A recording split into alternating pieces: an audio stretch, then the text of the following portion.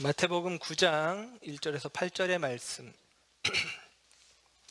마태복음 9장 1절에서 8절의 말씀 함께 합독하겠습니다. 시작.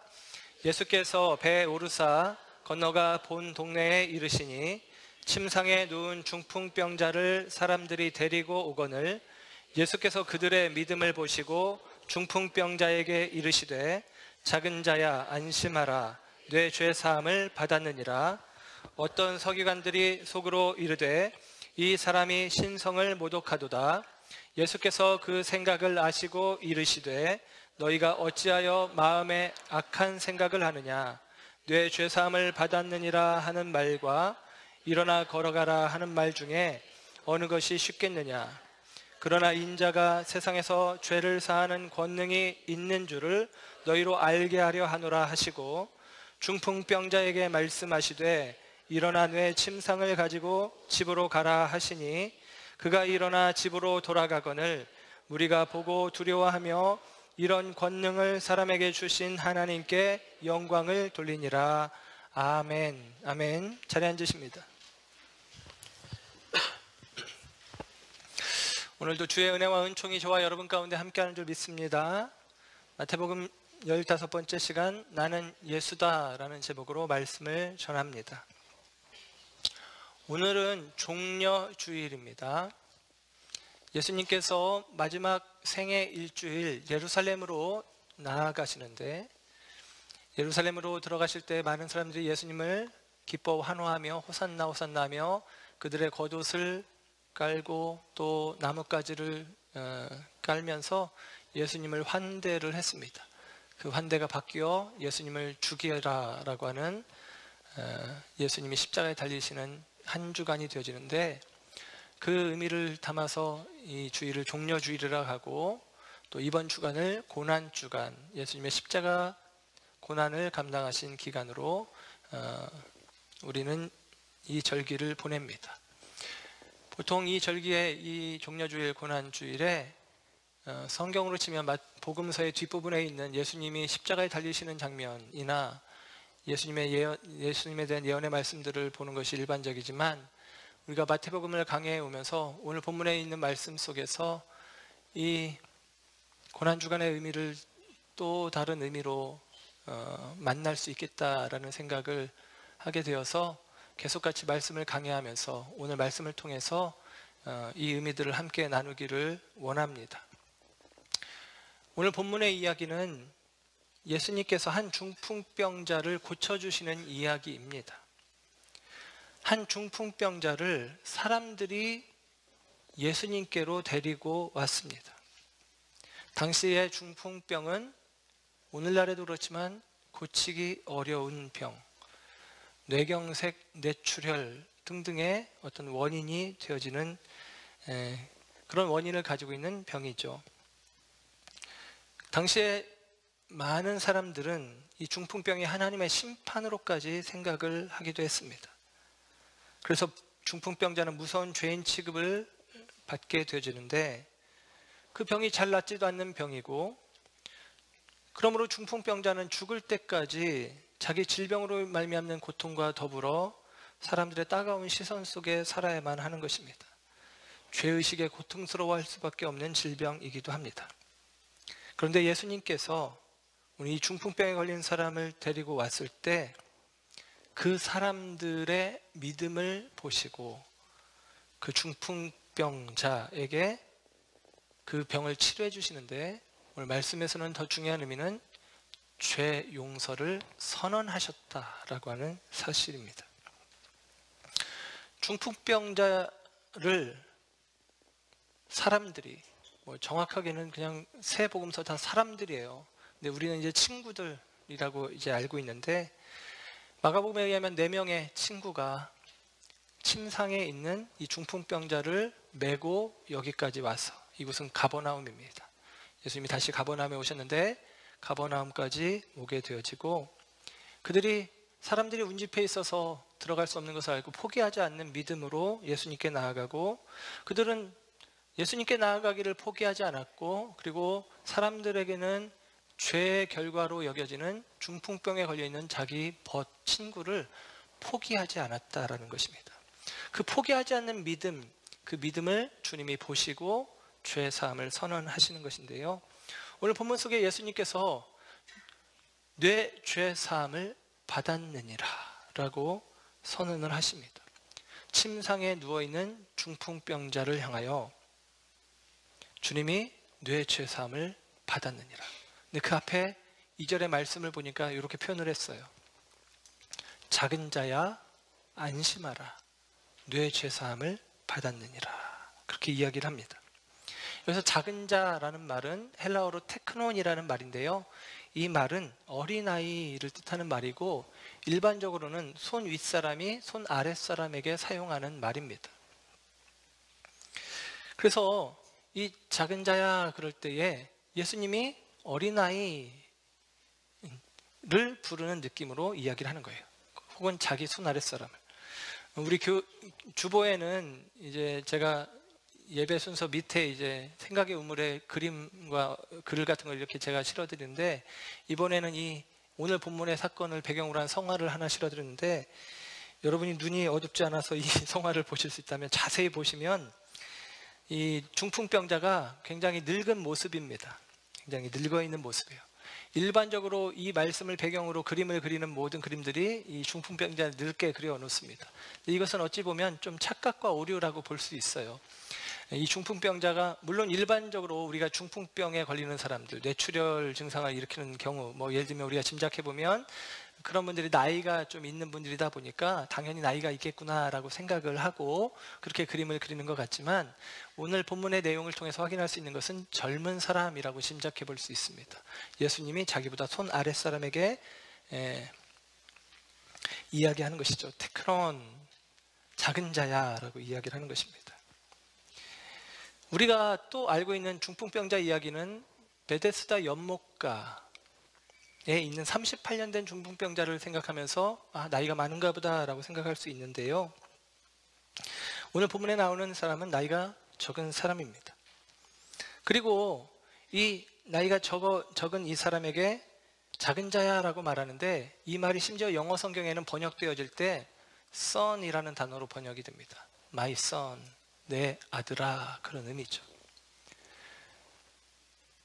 그가 중풍병에 걸려 아무 소망 없이 드러누워 있는 인생이지만, 또 그가 하나님께로부터 받은 벌이라는 개념 때문에, 그런 마음 때문에 하나님께로 나아갈 수도 없는 마음이지만, 주님께서는 그를 향하여 작은 자야, 아들아 라고 말씀하시며 그가 여전히 하나님의 사랑 가운데 있는 자녀임을 선언하시는 것입니다.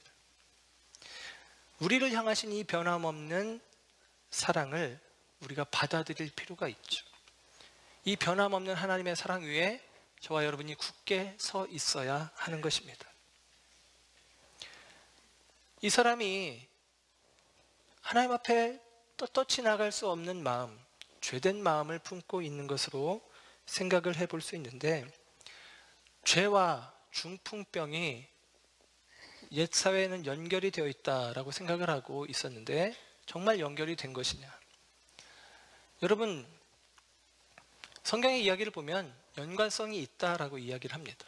그렇다고 해서 우리가 일반적으로 알고 있는 어떤 이단적인 사상 속에 있는 마귀론의 개념으로 우리 가운데 있는 모든 질병이 마귀의 역사로 우리가 이해할 필요는 없습니다. 그러나 죄의 결과인 것은 사실이에요. 왜냐하면 죄로 말미암아 우리 가운데 문제가 들어온 것입니다. 죄로 말미암아 질병이 들어왔고, 죄로 말미암아 죽음이 들어온 것입니다. 그래서 죄와 중풍병은 연관성이 있어요. 특별히 오늘 본문에 나오는 이 마태복음 9장에 나오는 이 중풍병자가 왜 중풍병에 걸렸을까라는 짐작을 할 때 성경학자들은 두 가지 정도로 생각을 하는데, 첫째는 죄책감에 의한 스트레스일 가능성이 있다. 젊은 사람이다 보니까 뭔가 굉장히 스트레스 상황에 있었기 때문에 그런 것이 아니냐라고 생각해 볼 수 있고, 또 하나는 그냥 그가 진짜 죄를 지었기 때문에, 뭔가를 잘못했기 때문에 죄에 대한 징계 차원의 벌로 하나님께서 중풍병을 주셨다, 이렇게 이해해 볼 수도 있습니다. 그런데 여러분, 아까 잠깐 말씀드렸던 요한복음 5장에 나오는 베데스다 연못가에 있었던 38년 된 중풍병자. 예수님께서 한 번은 예루살렘에 가셨을 때 거기에 베데스다라는 연못이 있는데 그 연못에 많은 병자들이 있습니다. 그 베데스다에 있는 못에 천사가 와서 물을 동하게 할 때, 곧 샘이 솟을 때 제일 먼저 들어가는 사람은 누가 됐든지 어떤 병이든지 다 낫는다는 생각을 하고 있었습니다. 그래서 거기에 많은 병자들이 있는데 거기에 예수님이 마침 가신 것입니다. 그때 38년 동안 앓고 있었던 중풍병자, 38년이니까 그는 아마도 나이가 많은, 병을 앓은 지가 38년이니까 실제로 그는 노인이라고 생각할 수 있겠죠. 그에게 대해서 예수님께서 원하는 것이 무엇이냐 말씀하셨고, 나를 저곳에 넣어주길 원합니다, 그런 얘기를 하는데, 예수님이 중요한 것은 그를 물속에 들어가지 않아도 물속에 넣어서 치료해 주시는 것이 아니라 예수님께서 그로 하여금 뇌 침상을 들고 가라 해서 고쳐주십니다. 그런데 예수님이 그 베데스다 연못가에 있는 38년 된 중풍병자를 고치신 다음에 바로 이어지는 말씀에 보면 요한복음 5장 14절에 이렇게 기록이 되어 있어요. 그 후에 예수께서 성전에서 그 사람을 만나, 베데스다 연못에서 고쳐주셨고 아마 며칠 후에 성전에서 다시 그 사람을 우연히 만난 거예요. 그 사람을 만나 이르시되 보라, 뇌가 나았으니 더 심한 것이 생기지 않게 다시는 죄를 범하지 말라, 그렇게 말씀하십니다. 뇌가 나았으니 다시는 더 심한 것이 생기지 않게 죄를 범하지 말라. 이 말씀의 뉘앙스는 이것이죠. 이 38년 된 중풍병자는 그의 죄로 말미암아 얻은 질병이다라고 짐작해 볼 수 있습니다. 너 병 나았는데 또 죄 지으면 또 심한 병에 걸릴 수 있으니까 다시는 죄 짓지 마라는 것이죠. 아무도 나를 이 물에 들여보내주지 않습니다 라고 한탄하는 그는 아마도 그의 그릇된 삶의 결과 그의 주변 사람들이 다 떠나갔을 가능성이 많습니다. 그러나 오늘 본문에 나오는 중풍병자는 좀 느낌이 다릅니다. 그는 그를 떠나지 않고 그를 돕고 그와 함께하는 벗이라 할 수 있는 사람들이 있는 것이죠. 예수님께서 그를 책망하며 너 왜 죄 지었느냐, 다시는 죄 짓지 말라라고 이야기하시는 이야기를 하지 않고 오늘 본문에 나오는 이 중풍병자에게는 예수님께서 굉장히 부드러운 어조로 말씀하십니다. 작은 자야 안심하라, 괜찮아, 내 죄사함을 받았느니라. 아마도 이 사람은, 오늘 본문에 나오는 이 중풍병자는 내적인 이 죄책감에 의해서 그 몸에 질병까지도 온 것이 아닌가 짐작할 수 있고, 예수님께서는 그의 마음을 먼저 만져주시고 그리고 그의 몸을 치료해 가시는 것입니다. 오늘 본문의 이야기 속에 순서적으로 보면 예수님께서 오늘 본문의 2절에 뇌 죄사함을 받았느니라 라고 선언을 합니다. 그런데 그 선언이 있었다고 해서 그럼 이 사람이 바로 병에서 노임받은 것이냐, 고침받은 것이냐, 병석에서 일어났느냐? 그렇지 않죠. 병을 치료하시지 않고 바로 죄 용서를 선포하십니다. 예수님이 죄 용서를 선포하셨을 때 이 사람이 뻘떡 일어난 게 아닙니다. 그에게 어떠한 변화도 일어나지 않은 것처럼 보입니다. 외적으로는 아무런 변화가 없습니다. 아마 아무런 변화가 없었을 것 같은데, 그러나 그에게 이제 달라진 상황이 있습니다. 그는 이제 믿어야 하는 것입니다. 자기가 하나님의 앞에 서 있는 것, 내가 죄 용서함을 받았기 때문에 내가 하나님 앞에 나아갈 수 있다라고 하는 믿음, 그 믿음이 예수님의 이 말씀 속에 요구되고 있는 것입니다. 오늘 본문의 말씀을 비롯해 병행구가 되어지는 말씀들을 보면 그들의 믿음을 보시고 죄 사함을 받아라 라고 말씀하셨어요. 그들이라고 복수형으로 이야기합니다. 우리가 일반적으로 알고 있는 바 구원받는 믿음은 하나님 앞에 1대1이죠. 부모님이 잘 신앙생활한다고 아이가 구원받는 거 아니고, 아내가 열심히 기도한다고 남편이 구원받는 거 아니고, 본인의 신앙의 고백이 있어야 구원을 받는다. 이게 일반적으로 우리가 알고 있는 말씀입니다. 그런데 오늘 본문 속에서는 분명히 그들의 믿음이라고 이야기를 해요. 그래서 많은 학자들이 그들이라는 이야기 속에 4명의 벗들 플러스 그 침상 위에 누워있는 중풍병자까지 포함을 시켜서 생각을 하기도 합니다. 저도 전에는 이와 같은 생각 때문에 그렇게 생각을 했어요. 그런데 말씀을 다시 보면서 꼭 굳이 그렇게 해석하지 않아도 되겠다라는 생각을 합니다. 무슨 의미냐면 그들의 믿음을 그냥 이 친구들의 믿음이라고 생각해 보는 것입니다. 그 친구들의 믿음을 주님이 보시고 곧 이 중풍병자가 자기의 죄책감으로 말미암아 하나님 앞에 나갈 수도 없다라고 하는 그의 생각, 그러나 그들은 그를 포기하지 않고 그를 메고 와서 예수님 앞에 달아내는 일들을 하는 것이죠. 그리고 그들의 믿음을 보고 예수님은 선언하시는 것입니다. 뇌 죄사함을 받았느니라. 더 이상 죄책감에 사로잡히지 않아도 된다라는 것이죠. 그 이야기는 또 다른 의미의 이 중풍병자를 향한 도전입니다. 그러니까 너는 나를 믿어라. 너의 믿음이 이제 요구되는, 그의 믿음이 이제 요구되고 있는 것입니다. 믿음의 반응을 요구하면서 예수님은 선언하고 계시다라는 사실입니다. 예수님과 중풍병자와 그를 데려온 사람들 사이의 이야기 속에 오늘 또 다른 인물들이 오늘 본문 속에 3절과 4절에 보면 끼어들고 있는데요. 그들이 끼어들었다기보다는 사실은 그들이 이 집의 주인일 가능성이 있습니다. 예수님께서 지금 한 집에 들어가셨는데 거기 그 집 안에 많은 여러 명의 서기관들이 있었다라는 것입니다.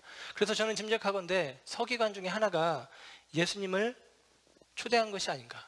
그런데 예수님께서 중풍병자를 보시고 하시는 말씀이 뇌 죄사함을 받았느니라 라고 말씀을 하는 걸 듣고 나서 오늘 본문 3절의 말씀을 보면 이렇게 성경에 기록이 됩니다.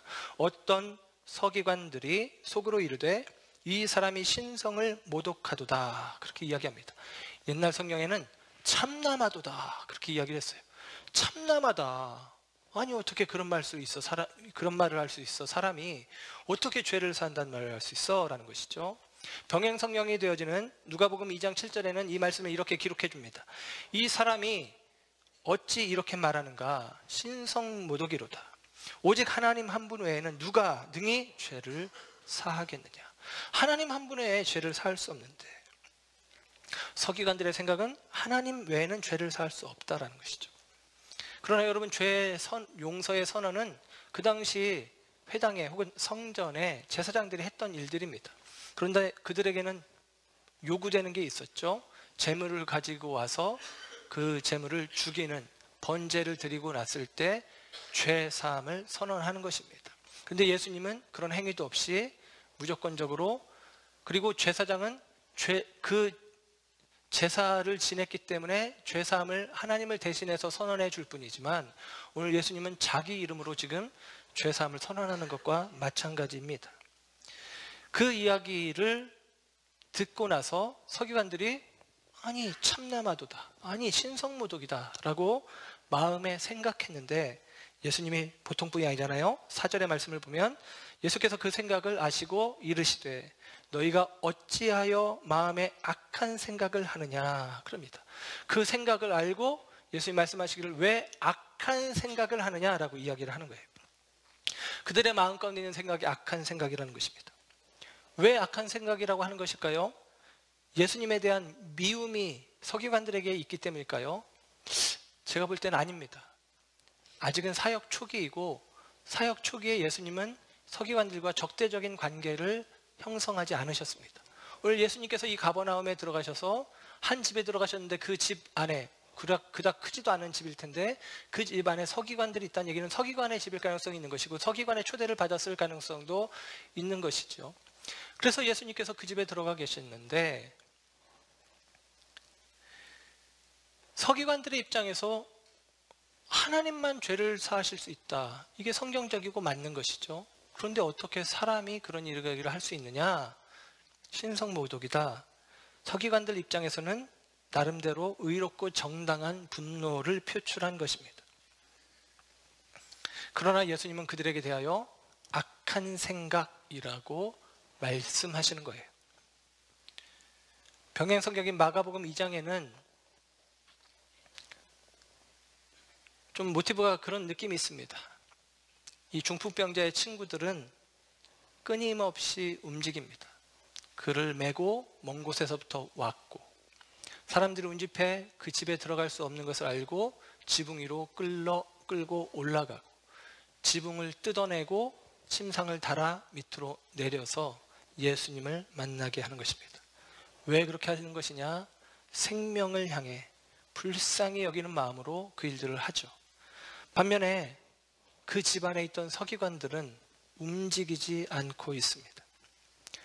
마가복음 2장 6절에는 서기관들의 모습을 한 단어로 묘사하기를 거기 앉아서라고 이야기합니다. 그들은 그냥 앉아 있는 것입니다. 그들은 생명된 일에 관심이 없습니다. 그들은 이 중풍병자를 보고 불쌍히 여기는 마음이 없는 것입니다. 중풍병이라고 하는 것이 영어로는 paralytic이라고 하는 단어로 쓰여집니다. 이 말은 마비된, 마취된, 그래서 사실은 중풍병이라고 우리말은 번역했지만 그냥 마비증이에요. 마비증. 요즘에는 여러 종류의 마비증이 있잖아요. 그럼 마비증 이렇게 볼 수 있습니다. 서기관들은 예수님이 볼 때에 악한 생각을 갖고 있다라고 하는 말은 그들이 영적인 의미의 중풍병자라는 의미로 여겨집니다.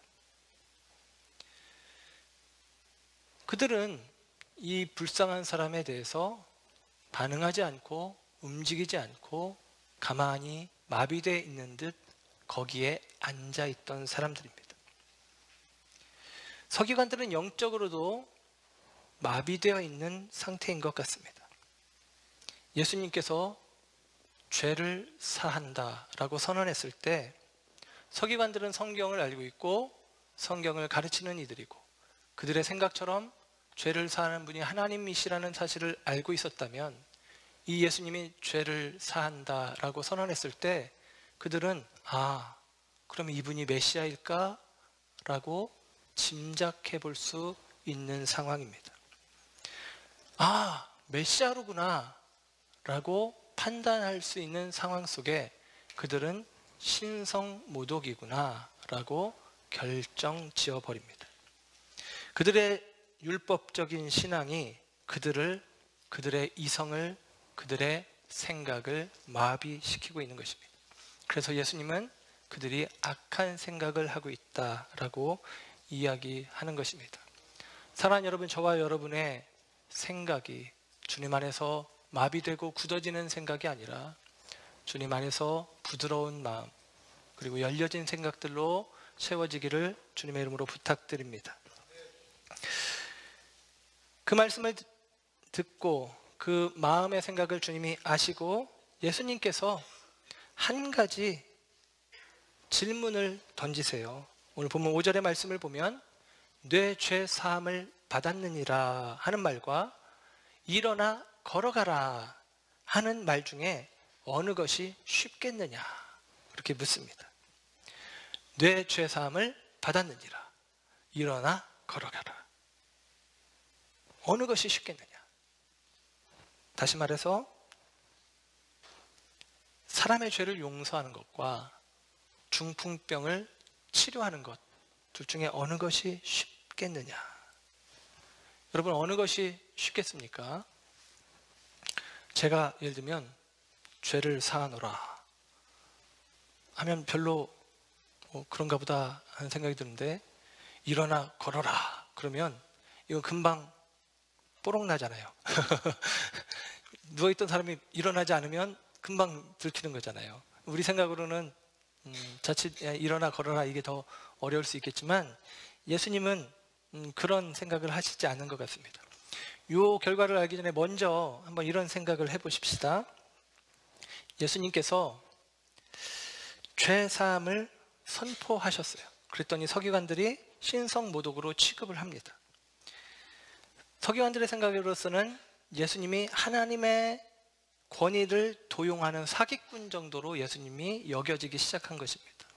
그런데 여러분, 만약에 예수님이 뇌 죄사함을 받았느니라 라는 말을 하기 전에 일어나 걸어라 라고 하시고 그 사람이 벌떡 일어났다면, 그 다음에 예수님께서 뇌 죄사함을 받았느니라 라고 했다면 아마도 예수님이 하나님의 권능, 하늘의 권능을 힘입어서 이 일을 했다라고 사람들이 생각을 했을 것입니다.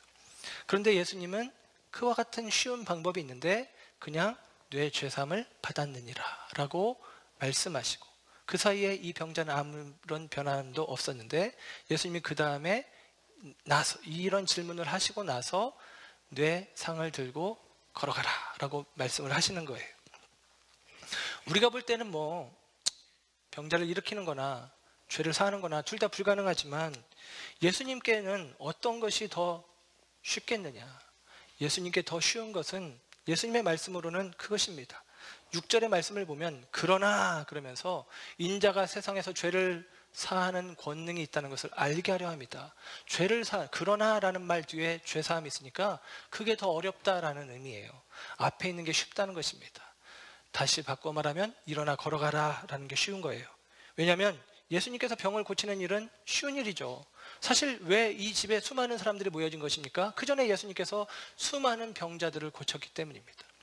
수많은 병자들을 고치신 예수님이 또 한 사람의 병자를 일으키는 것은 그리 어려운 일이 아닙니다. 그러나 예수님께서 죄사함을 받았느니라 하는 말씀은 예수님께도 결코 쉬운 일이 아니에요. 하나님이시기에 이 선언을 하실 수 있지만 예수님이 이 선언을 할 때는, 예수님이 이 말씀을 하실 때는 이 말씀을 위해서 예수님은 한 번도 경험하지 않은 십자가의 죽음을 통과해야만 하는 것입니다. 죄의 결과는 사망입니다. 죽음이 아니면 죄의 값을 치를 수 없어서 예수님께서 자신이 십자가에 달려 죽으셔야만 한다는 사실을 알고 계십니다. 그래서 예수님께 이 죄 사함을 선언하는 일이 어려운 것입니다. 예수님이 죽으셔야만 내 죄가 사함을 받았다라고 하는 선언의 말씀이 비로소 성취되어지는 것이기 때문입니다. 에베소서 1장 7절, 우리는 그리스도 안에서 그의 은혜의 풍성함을 따라 그의 피로 말미암아 속량 곧 죄사함을 받았느니라. 그의 피로 죄사함을 받았다. 로마서 5장 8절, 우리가 아직 죄인 되었을 때에 그리스도께서 우리를 위하여 죽으심으로 하나님께서 우리에 대한 자기의 사랑을 확증하셨느니라. 그리스도께서 우리를 위하여 죽으심으로. 여러분, 그래서 예수님이 죄사함을 선언하시는 것은 쉬운 일이 아닙니다. 십자가의 길이 요구되는 길이기 때문입니다. 그런데 예수님은 오늘 이 순간 죄사함을 선언하시는 것입니다. 그런 생각을 해봤어요. 왜 예수님께서 지금 이 말을 하시는가? 왜 이 말을 지금 하실까? 그것은 아마도 예수님이 그런 말씀을 하시죠. 6절에 인자가 세상에서 죄를 사하는 권능이 있는 줄을 너희로 알게 하려 함이라. 사람들이 모르는 것 같아서 알려주려고 예수님이 일부러 이렇게 말씀하시고 행동하신 것입니다. 사람들은 예수님이 이 땅에 오신 목적에 대해서 혼동하고 있었던 것입니다. 그런데 예수님은 자신이 이 세상에 오신 목적을 분명히 하기를 원하신 것이죠. 마태복음은 저자 마태의 의도가 담겨진 성경이라고 말씀을 드렸습니다. 우리가 읽고 있는 오늘 본문의 내용, 마태복음 8장 9장에는 10개의 기적, 10개의 능력 행함이 있다고 말씀을 드렸고, 이 10개의 능력은 3개의 단위로 묶여 있는 것 같아요. 그래서 이 3개의 단위가 처음에 우리가 지난 시간에 살펴본 나병 환자를 고치시고, 백부장의 하인을 고쳐주시고, 그리고 베드로의 장모의 병을 고쳐주시는 것. 그 사람들의 특징은 다 소외받는 사람들이라고 했습니다. 그 소외된 자들에게 대하여 사랑의 손을 펴시는 예수님으로 이해해 볼 수 있습니다. 예수님이 자비의 왕으로 우리 가운데 오신 것이죠. 그리고 풍랑을 잠잠케 하시는 예수님,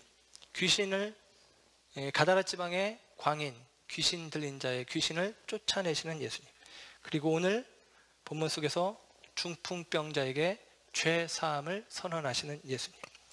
이 표현들 속에서는 권능이라는 의미가 강조되고 있습니다. 바람과 바다도 잠잠케 하시는 권능의 주님이요, 귀신도 물리치시는 권능의 주님이요, 죄 사하시는 권능의 주님이십니다. 그 권능이 우리 권능의 왕 되신 예수로 묘사를 합니다. 그리고 다음에 우리가 살펴보겠지만 10개의 기적인데 3개의 묶음으로 되어 있는데 3개의 이야기씩 되어 있는데, 하나의 이야기는 회당장 야이로의 딸을 고쳐주는 이야기와 그 사이에 12의 혈루증으로 앓는 여인을 고쳐주는 이야기는 액자 소설의 형식으로 섞여 있어요. 그리고 그 다음에 예수님께서 눈먼 자들을 고쳐주시고 귀신 들려 말 못하는 자들을 고쳐주시는 장면이 있습니다. 이사야서의 예언을 빗대어서 이야기한다면 하나님의 나라가 이 땅 가운데 도래할 때 나타나는 현상들이라고 볼 수 있습니다. 잠드는 자들이 일어나고 갇힌 자들이 풀려지고 눈먼 자가 눈을 뜨고 말 못하는 자가 말을 하고 등등의 이야기들. 그런 느낌으로, 그래서 하나님의 나라가 그리스도로 말미암아 확장되는 이야기로 이야기를 합니다. 마태는 의도적으로 이렇게 예수님의 능력 행하심, 기적을 묶어두고 있는 거예요. 그리고 그 의도는 무엇이냐? 복음서의 의도는 한마디로 믿어라라는 것입니다. 예수님을 믿어라. 예수님이 자비의 왕으로 우리 가운데 오셨다. 예수님은 권능의 왕으로 우리를 통치하고 다스리신다. 예수님이 복음으로 이 땅에 오셔서 하나님의 나라가 이렇게 현실화되고 있다. 산상수훈의 말씀 속에 복음이 선포되어지는데 그 복음이신 예수님이 가는 곳곳마다, 예수님의 발걸음이 닿는 곳곳마다 하나님의 나라가 이렇게 이루어지고 있다. 그러므로 예수님을 믿어라라는 것입니다. 예수님을 믿어라라는 요구가 있는 것입니다. 마태복음의 병행 성경인 누가복음과 마가복음 2장과 누가복음 5장에는 이 본문, 똑같은 본문의 이야기 속에 그 포커스가 이 중풍병자의 친구들에게 가 있는 것 같아요. 그들의 행적을 따라갑니다. 그들이 왔고 사람들이 운집해 있어서 못 들어가니까 지붕 위로 올라가고 지붕을 뜯어내고 기왓장을 벗겨내고 그리고 침상을 아래로 내리다라. 예수님이 그들의 믿음을 보시고 하면서 그 시선이 그 뇌 사람의 이 선한 사람, 이 친구들에게 포커스를 주고 있는 듯합니다. 근데 마태는 그 이야기는 그냥 슬그머니 그 정황을 제대로 설명하지 않고 예수님과 서기관들의 대화 내용으로 그냥 곧바로 우리의 시선을, 생각을 끌고 가버리는 것이죠. 이유가 있습니다. 마태는 지금 그들의 이야기를 하고 싶은 게 아니라 의도적으로 편집해서 예수님을 말하고 싶은 거예요. 예수님이 누구시냐? 예수님이 누구시냐? 그 이야기를 우리에게 들려주고 싶은 것입니다. 그리고 마태복음 8장, 9장 이후에 당연히 10장이 나오겠죠. 10장에 가서 비로소 예수님이 12제자를 택하시는 장면과 그들을 파송하시는 장면이 나옵니다. 마가복음과 누가복음은 아마도 시간의 순서로 배열되어 있는 것 같은데 거기서는 이 여러 가지 기적 사건들 중간에 제자들을 세우시는 장면이 나와요. 근데 마태는 이 사건들을 다 기록하고 나서 12제자, 그러니까 지금까지의 제자들은 진짜 제자라기보다는 그냥 예수님을 알고 쫓아가지만 이제 앞으로 세워질 제자들은 진짜 제자로서 예수님이 어떠한 분이신지를 제대로 알고 예수님의 제자가 되는 그들에게 예수님은 그들에게 사명을 맡기시고 파송하기까지 하신다라는 것입니다. 그래서 마태복음 10장에 있는 예수님의 두 번째 강화, 예수님의 말씀으로 이끌어가는 과정으로 볼 수가 있어요. 그래서 아까 제가 그런 질문을 했는데 왜 예수님이 지금 이런 이야기를 하시는가? 이런 과정들 속에서 생각해 보는 것이죠. 사실 이 사건, 이 중풍병자를 고치는 사건 이전에 누가복음의 말씀으로는 예수님이 그 이전에 많은 병자를 고치셨을 때 사람들이 하나님의 아들이다 라고 이야기를 했어요. 그랬더니 예수님이 야 조용히 해, 말하지 마, 떠들지 마, 그렇게 이야기를 하셨습니다. 나병 환자를 고쳤을 때 나병 환자를 고쳐주시고 예수님이 하시는 말씀이 삼가 아무에게도 알리지 말아라. 아무에게도 알리지 말아라. 그렇게 예수님이 말씀하셨습니다. 가다라 지방에 가서 무덤 사이에 있는 귀신 들린 자, 그 귀신을 쫓아내실 때에 귀신들이 하는 말이 이렇게 이야기합니다. 때가 이르기 전인데 우리를 괴롭게 하려고 하십니까? 귀신들은 아는 거죠. 아직 예수님의 때, 십자가의 때가 아니라는 사실을 귀신들은 알고 있는 것입니다. 예수님의 때가 아닌 것 같아요. 아직 예수님은 자기를 드러내는 것을 못하도록 하셨습니다. 그런데 오늘 본문에서는 예수님이 죄사함을 선언하시며 서기관들과 갈등 구조가 될 것을 아시면서도 의도적으로 그 말씀을 하시는 것입니다.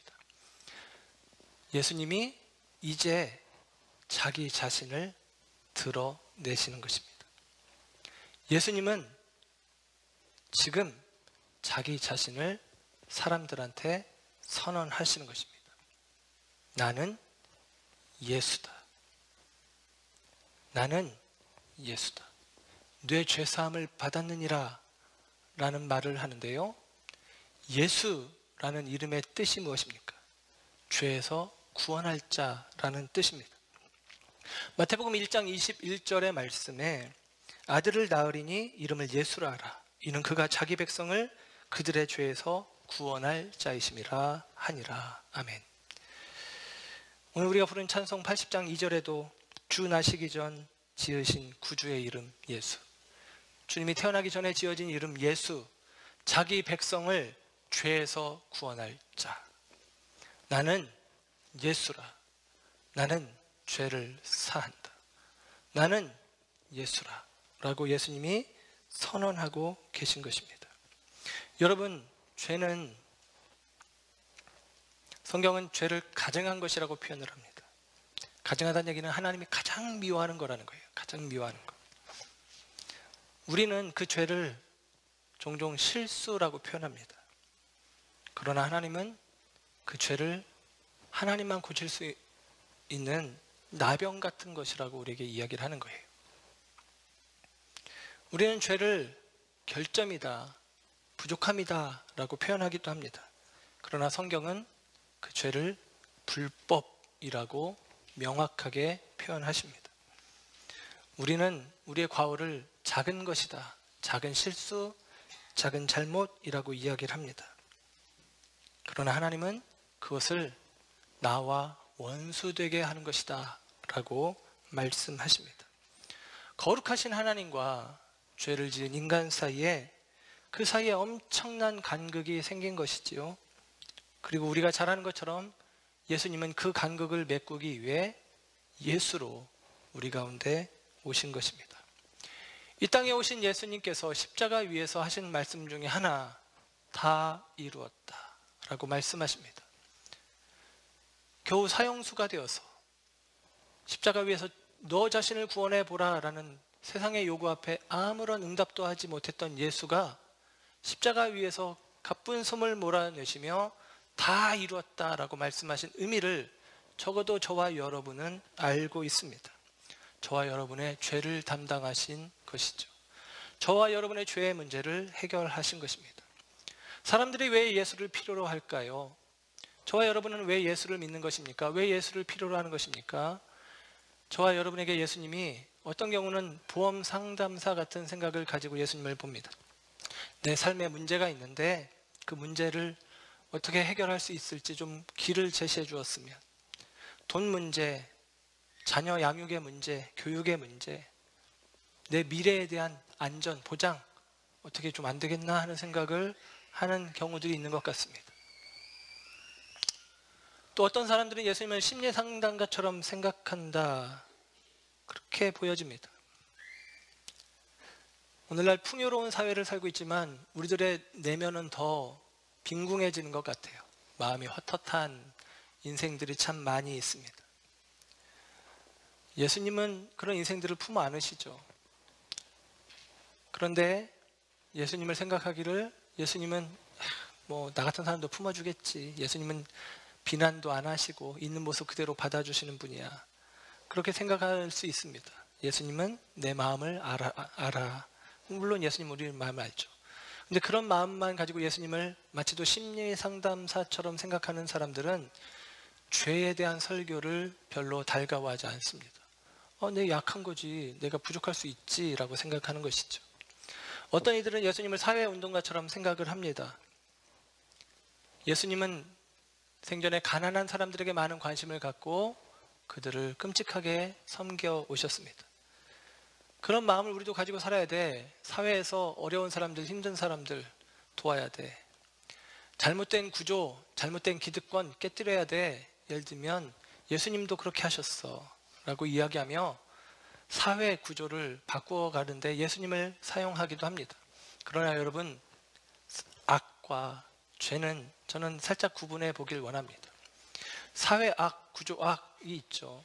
그러나 예수님은 그 악을 우리 가운데서 해결하기 위함이 아니라 우리의 죄를 해결하기 위함입니다.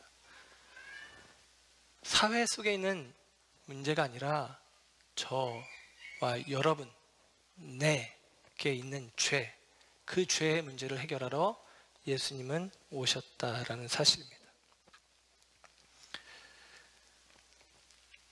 예수님이 저와 여러분 가운데 오셔서 그 죄의 문제를 담당하시기 위해 십자가에 달려 죽으신 것입니다. 오늘 한 중풍병자를 그들이 메고 와서 예수님 앞에 내려놓았을 때 예수님이 그들의 믿음을 보고 치료하셨다, 죄사함을 선언하셨다라고 이야기합니다. 근데 여러분, 우리는 생각하기에 믿음이 담보되어 있어야 죄사함이 있다라고 생각을 하는데, 사실은 오늘 이 네 사람의 믿음이 이 중풍병자의 죄 용서의 선언으로 이어진 것은 참 특이한 경우입니다. 그런데 여러분, 우리가 지난번에 자세히는 다루지 않았지만 가다라 지방에 있는 무덤 사이의 광인, 이 귀신 들려 미친 사람, 이 사람을 주님이 치료하실 때에는 그 사람에게 믿음을 요구하는 장면이 없습니다. 그냥 귀신을 몰아낸 것입니다.